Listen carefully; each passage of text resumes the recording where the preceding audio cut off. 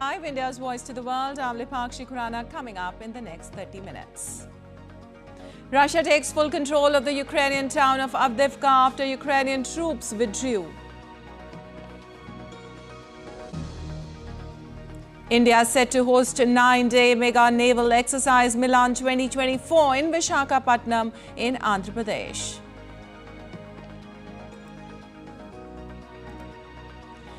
Indian women rewrite history book at the Badminton Asia Team Championships, clinched title with a 3-2 win over Thailand.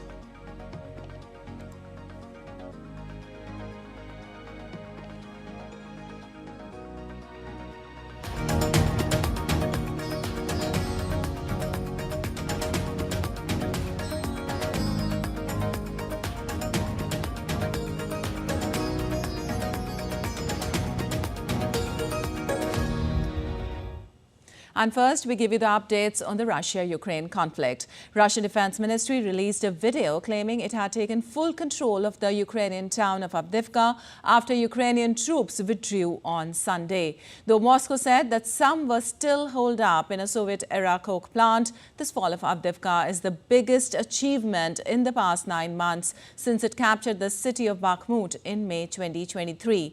Ukraine said it had withdrawn its soldiers to save troops from being fully surrounded after months of fierce fighting. Putin hailed the fall of Avdiivka as an important victory and congratulated Russian troops.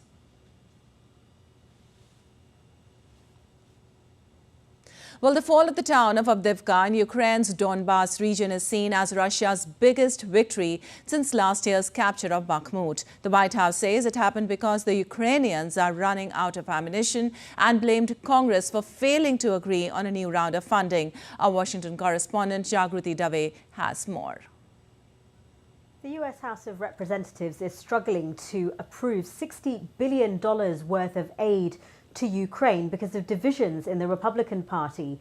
The funding is part of a wider $95 billion foreign aid package, which was approved by the Senate earlier last week.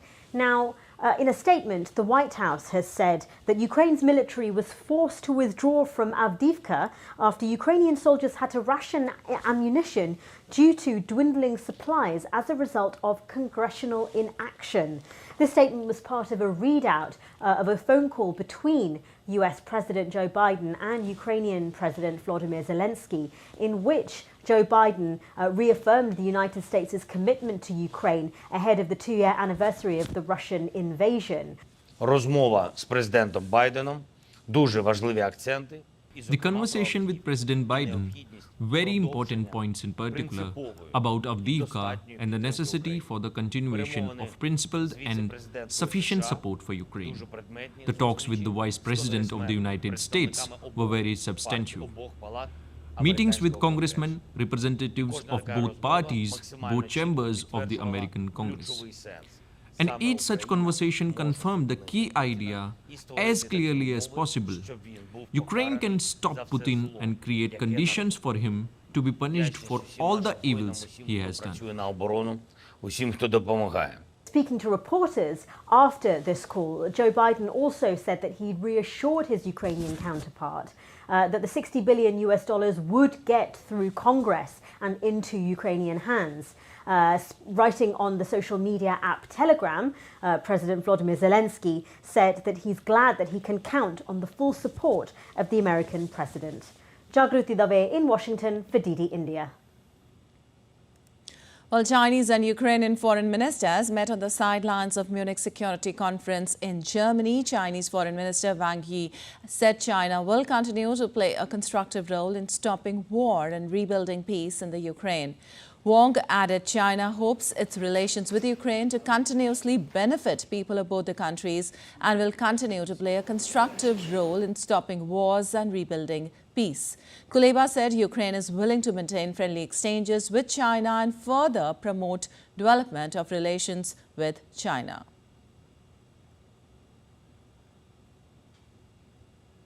Well, British Prime Minister Rishi Sunak and European Commission President Ursula von der Leyen spoke about Ukraine, Gaza, the Red Sea and the death of Alexei Navalny on Sunday. In a statement, the spokesperson said EU President expressed their outrage at the death of Alexei Navalny and underscored the utmost importance of holding those responsible within the Russian system to account. Sunak and von der Leyen also condemned the Houthi attacks in the Red Sea, adding the Prime Minister updated the EU Commission head on his recent conversations with the Israeli Prime Minister and the King of Jordan about the situation in Israel and Gaza. And amidst the unrest in Red Sea, British maritime security firm Ambre reported an attack on British general cargo ship at a strait between Yemen on the Arabian Peninsula and Djibouti and Eritrea in the Horn of Africa. According to the United Kingdom Maritime Trade Operations, the attack took place in the south of Yemen's Al-Muqa and Bab al-Mandab Strait. Though the strike was within the close proximity to the vessel, no casualties have been reported. Commercial vessels in Red Sea have been under fire as Houthi disrupts the global shipping traffic.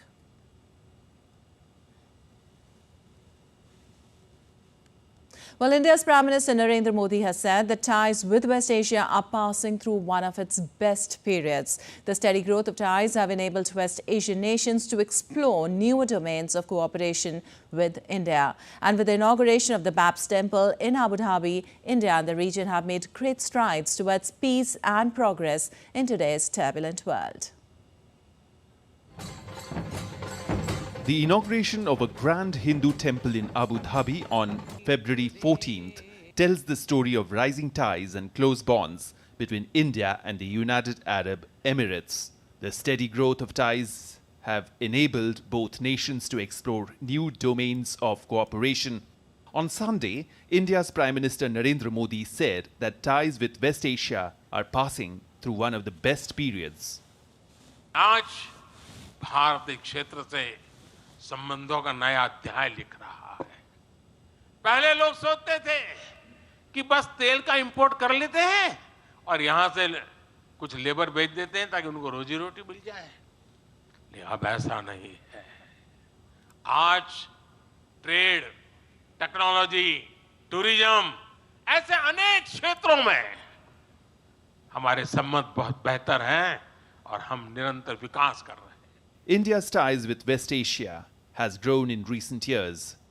About 3.5 million strong and vibrant Indian community forms the largest expatriate group in the UAE. India and the UAE signed a comprehensive economic partnership agreement in February 2022.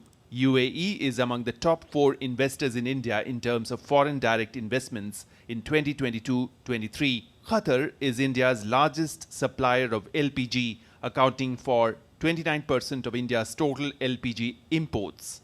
Indian community comprises around 27% of the total population of Qatar.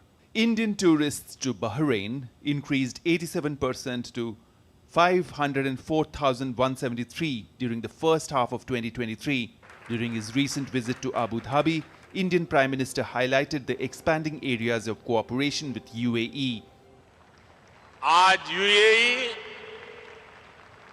Bharat का तीसरा बड़ा trade partner है।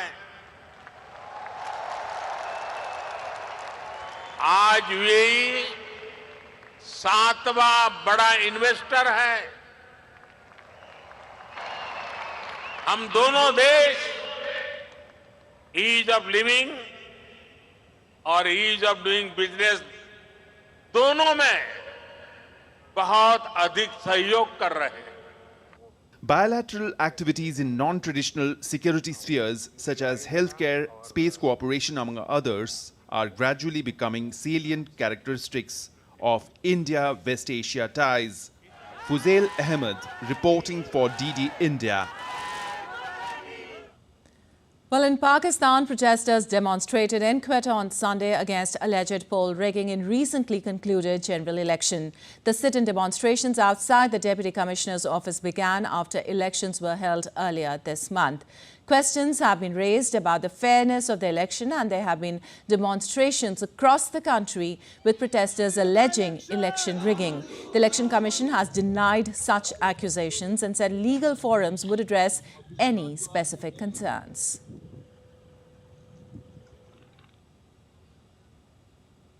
Well, at least 53 people were killed in tribal fighting in the northern highlands of Papua New Guinea.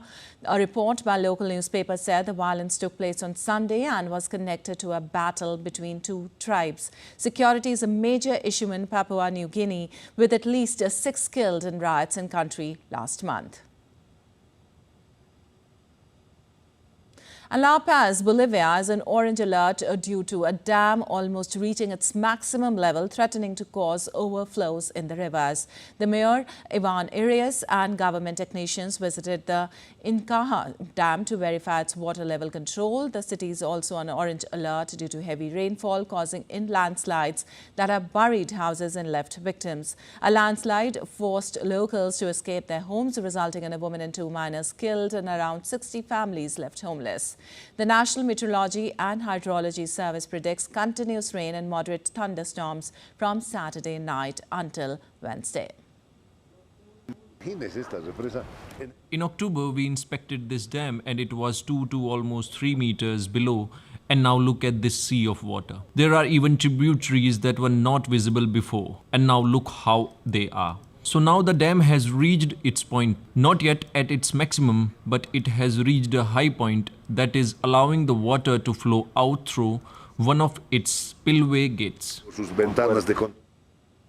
And the 2 police officers and a first responder were killed in Burnsville, Minnesota, while responding to an emergency call. Minnesota Governor Tim Walz confirmed officers killed in domestic abuse call attempting to negotiate with assailant over 7 children release. Department of Public Safety and local authorities are still to investigate.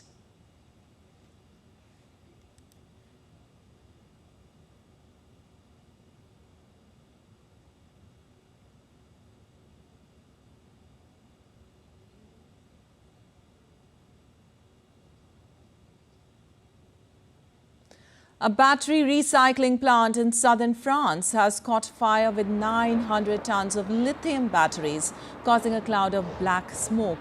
The fire broke out in a warehouse. Lithium batteries are essential in electrical devices but contain combustible materials that can make them vulnerable to fire when exposed to heat. The fire is under control but is expected to last for several hours. Wild conditions at the Hurley Pro Sunset Beach tested surfers, with Jody Smith scoring a near-perfect 9.33 and securing the day's highest combined heat total of 15.50. Hawaii's John Florence showcased local knowledge, while Ethan Ewing of Australia reached the 8-point range. Egypt's Antiquities Authorities has opened a new section of the Citadel of Cairo to the public, featuring 2 semicircular towers to expand tourism. The Citadel, built around 1176 AD, was Egypt's government site for over 700 years. The newly opened section was previously used for private events and military barracks.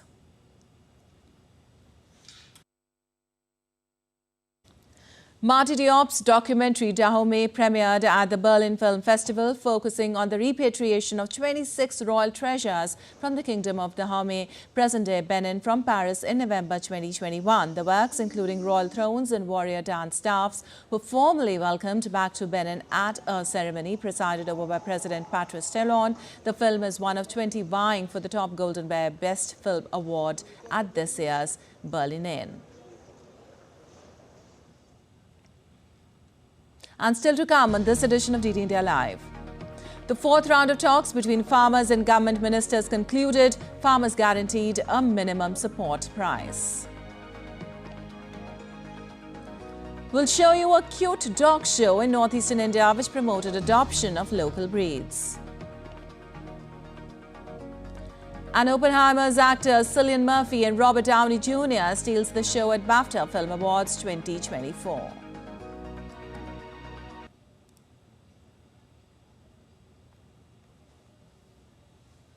In a world that never stops, where information shapes our reality, one app stands out, helps you stay ahead of time.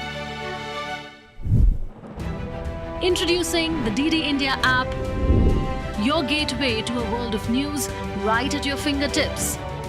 Your most trusted source of news goes global, goes digital. Explore a world of options, top stories, live updates, in-depth analysis and more. Stay informed wherever you are. Real-time alerts keep you ahead of the curve always. The DD India app, connecting you to the world one story at a time. Download now and explore the world of knowledge, insights and authentic information.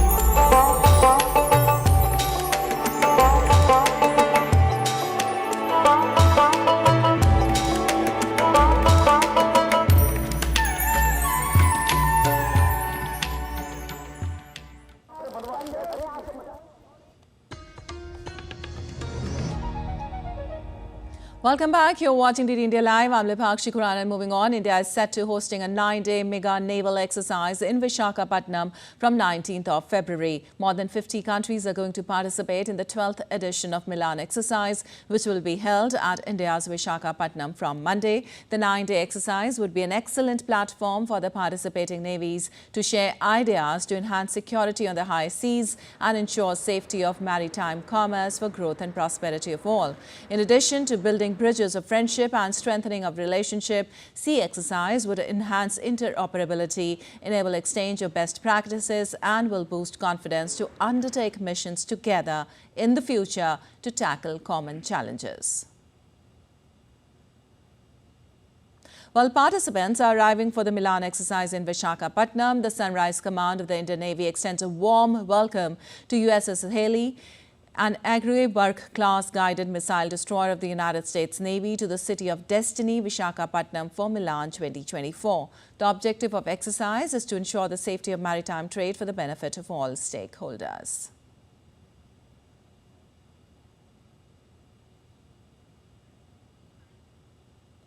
Moreover, Milan 2024 is expected to see participation of over 50 navies. Indian Navy Chief Admiral R. Hari Kumar said tempo of operation is quite high as 14 Navy ships have been deployed in other operations, which has never been the case earlier.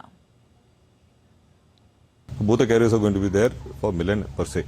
But the operationalization of the carrier, in the sense the integration to the fleet and participation to the fleet, that is going to happen in 10 days' time. On completion of Milan, the carriers as well as the escort ships, they'll all go to the western seaboard, and we're going to integrate them. Tempo of operation is quite high in the western seaboard right now because 10 of our ships are deployed for anti-drone measures, and another 3 to 4 ships are deployed for anti-piracy operations, which is unprecedented. It's not been this case earlier.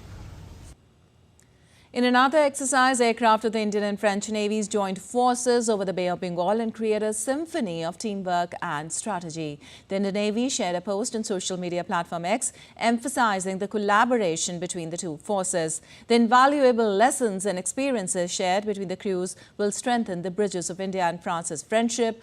Earlier this month, Indian Navy and French Navy held discussions on the ongoing naval activities and new avenues of cooperation in New Delhi. Well, President of India, Draupadi Murmu, will begin her 5-day visit to Andaman and Nicobar Islands from today. On February 19th, the President will lay a wreath at the Martyrs Column and visit the Cellular Jail Complex and Museum. Later, the President will visit Dr. B.R. Ambedkar Institute of Technology, Port Blair, to attend a civic reception to be hosted in her honour. On February 20th, the President will visit Indira Point and Campbell Bay. She will also visit Subhash Chandra Bose Island and witness the Light and Sound Show. On February 21st, the President will interact with the members of PBTGs of Andaman and Nicobar Islands at Raj Nivas, Port Blair. On the same day, she will witness the operational demonstration by troops at Radhanagar Beach. And Indian Prime Minister Narendra Modi is to visit Uttar Pradesh today. He will lay the foundation stone of Sri Kalki Dham Temple in Sambhal district. Prime Minister will also unveil the model of Sri Kalki Dham Temple and address the gathering on this occasion. At around 1:45 p.m. IST, Prime Minister will launch 14,000 projects across Uttar Pradesh worth more than 10 lakh crore rupees. The projects relate to sectors like manufacturing, renewable energy, IT and ITS, food processing, housing and real estate, hospitality and entertainment, education, among others. The program will be attended by about 5,000 participants.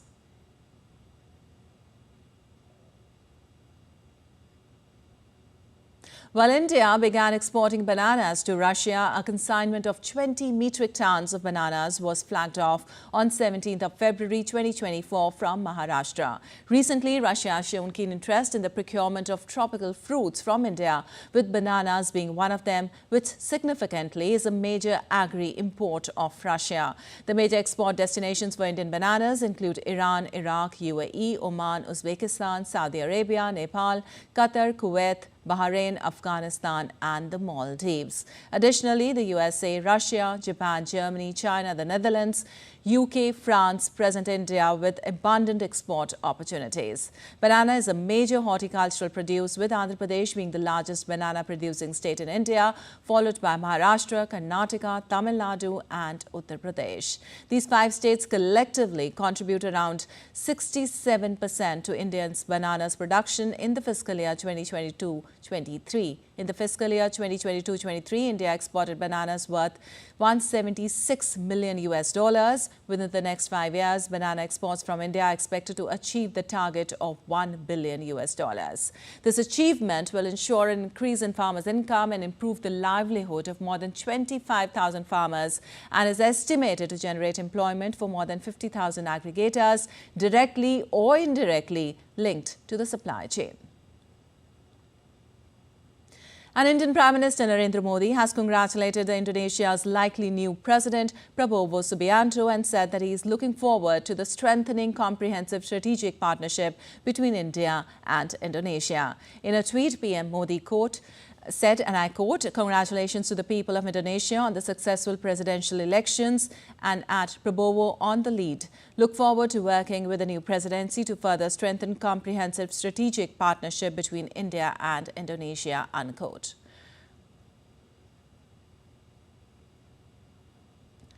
Prabowo Subianto has declared victory in the presidential race, citing unofficial tallies that showed him winning with more than 55% of the vote. The official vote tally is a laborious process that could take several weeks to complete. On winning, Prabowo will succeed Joko Widodo as the next president of the Southeast Asian nation. Well, Indian government has proposed a plan for minimum support price, that is MSP, for crop diversification. The 4th round of talks between farmers and government ministers concluded on Sunday. India's Commerce Minister Piyush Goyal and Junior Minister of Agriculture Arjun Munda were among the government officials attending the talks. The farmers agreed to deliberate on the proposal with experts. The proposal promises a guaranteed minimum price to farmers for growing specific pulses and corn that would be given by government cooperatives. जो किसान अपना crop diversify करके या तो तूर दाल बनाए, उड़द दाल बनाए, मसूर की दाल बनाए या मक्का बनाए, उनको 5 साल के लिए एक कॉन्ट्रैक्ट करके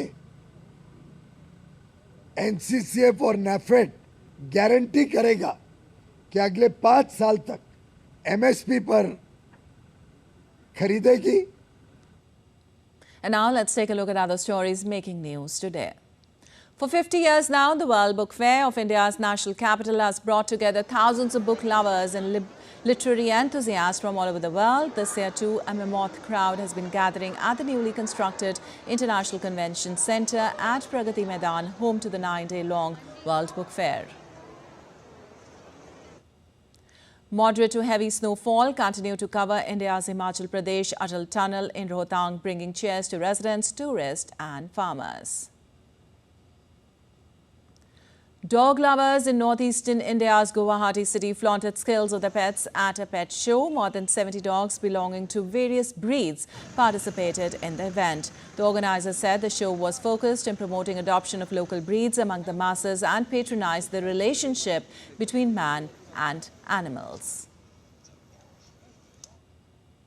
And in sports, Indian women created history by clinching their first ever Badminton Asia Team Championships crown with a 3-2 victory over Thailand in Shah Alam city of Malaysia today. Indian Prime Minister Narendra Modi congratulated the winning team and called the accomplishment historical on the social media platform X. The Indian team showed that they were the superior outfit in the final with convincing wins by former world champion PV Sindhu and hard-fought triumph by Tressa Jolly and Gayatri Gopi Chand, and national champion Anmol Kharab winning the deciding rubber in style to take the team home.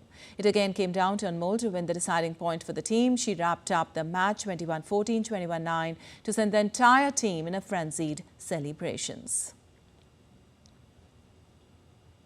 And Hollywood stars attended the annual BAFTA Film Awards in London, where Oppenheimer, a 2023 high-grossing film, led nominations for Britain's top movie honours. Actor David Tennant hosted the ceremony wearing a gold-decorated suit. Other attendees included Kingsley Ben-Adir from Bob Marley, One Love, and BAFTA Executive Board representatives Jane Milship and Sarah Putt. The ceremony, hosted by Tennant, took place at the Royal Festival Fall on the River Thames. Well, that's all for this edition of DD India Live, but let us know your thoughts on the news of the day. You can connect with us on Facebook, X, formerly known as Twitter and Instagram. We'll be back with more news as it breaks here on DD India. I'm Vipakshi Khurana from all of us here in Delhi. Thanks for watching DD India Live.